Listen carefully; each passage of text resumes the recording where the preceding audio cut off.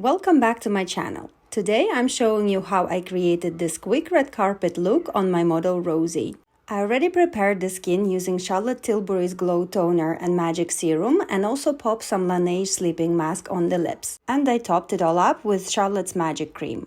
For the foundation for this look, I chose Lisa Eldridge Seamless Skin Foundation. This is a wonderful self-setting foundation and it is perfect for red carpet events as it grips onto the skin and stays on all day. Rosie's skin is quite fair with pink undertone, but as it is summer, she picked up a little bit of tan on her arms and you can see that they're much warmer than the rest of her face. So I have mixed warmer shade of the foundation to even out the skin. Now I'm color correcting underneath the eyes using Charlotte Tilbury's Magic Vanish Under Eye Color Corrector in the shade Fair. I love this product. It's really creamy and blends into the skin seamlessly, leaving the area much brighter and also color correcting any purpleness.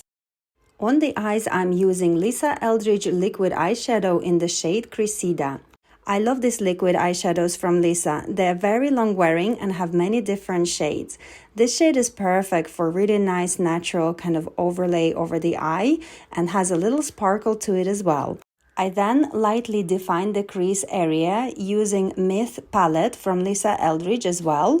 I don't want the eyes to be very strong. All I needed is just a light smoky overlay, which I'm also dragging out and into the temple. This will allow me to open up the eye area and visually enlarge it. Next, I'm defining the lash line using Jones Road Brown pencil. I'm only concentrating the color very close to the root of the lash and using small bullet brush, I am lightly blending the edges away.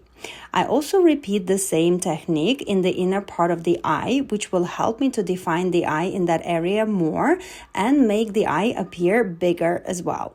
Such high definition needs to be blended really well, as if you leave sharp lines, it will not make the same effect. Now on to the liner. I was envisioning this look quite soft, so I'm only concentrating the main liner on the outer corner of the eye, and you see me drawing it with the Rosie's eyes open. This allows me to mark the territory first.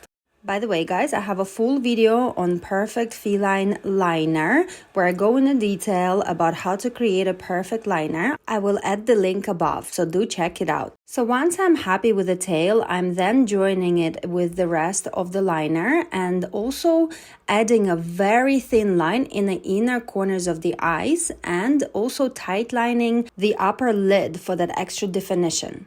I also popped some individual lashes and while they're drying, I'm combing through the brows using Got2b Brow Gel, which is clear and is really strong.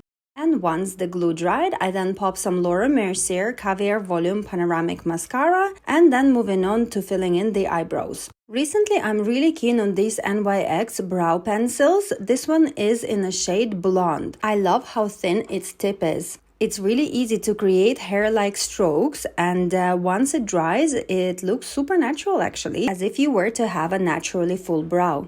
Yes guys, and I will add my Shop My link to the description below, linking all of the products I used in this video.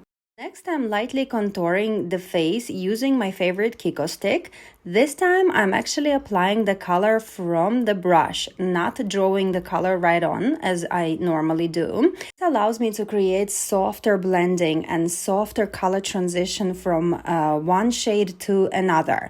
And where I need to deepen the color shade, I can then go over and apply a little bit more, like I'm doing here now in the hollow part of the cheekbone. So this allows me to work kind of softer and create more diffused finish to the facial contouring. In this video, you will see me layering a lot of the products one on top of the other one. So this is kind of a second part of the creamy products. First we had foundation, now we are having contouring, and then later on I will also be adding more color using powders.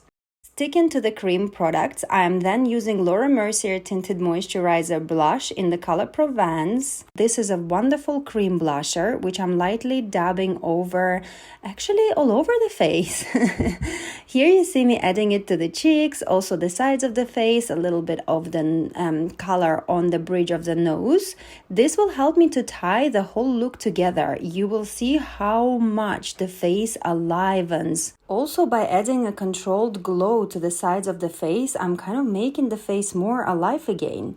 As it is a red carpet look, all of the highlighting has to be very controlled, keeping the middle of the face shine-free. And for the lips, I chose one of my favorite long-wearing lip liners from brand Limbos, and this one is in the shade Nudish. I lightly overline Rosie's lips as I want them to be quite prominent and very full.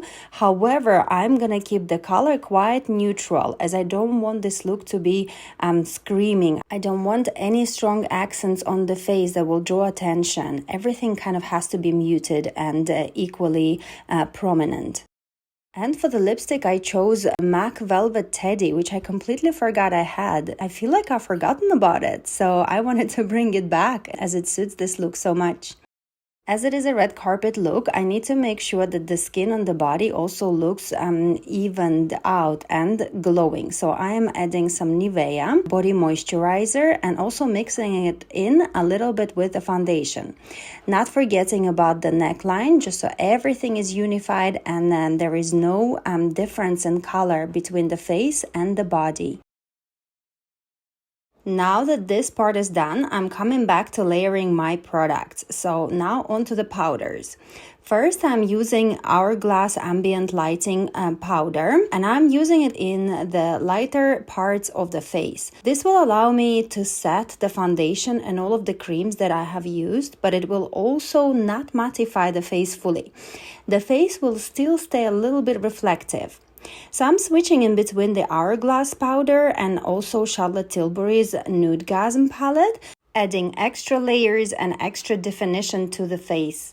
This is a little bit like the drawing. You're adding more different colors to create the finished result. So here I'm duplicating my original cream blusher from Laura Mercier with Deep Throat blusher from NARS.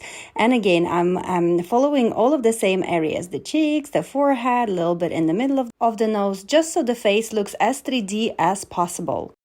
For the powder highlighter, I chose this Continued Becca highlighter in color Champagne, and I'm duplicating the Flawless filter from Charlotte Tilbury, adding it to the same areas and also in the middle of the nose and topping up the eyes too, and you will see how much the face will come alive again.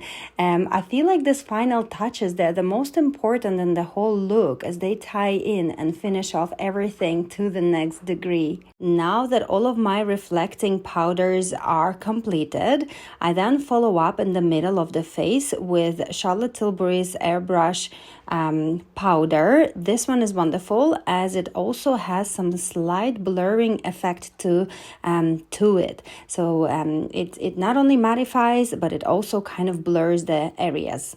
And I'm fixing everything in place using Limbos Suit Me Up Hydrating Mist.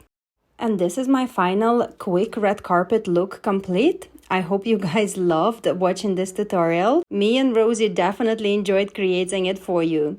Don't forget to leave a comment underneath so my channel can grow and I can create more videos for you. That's it from me for today, and I see you on my next one.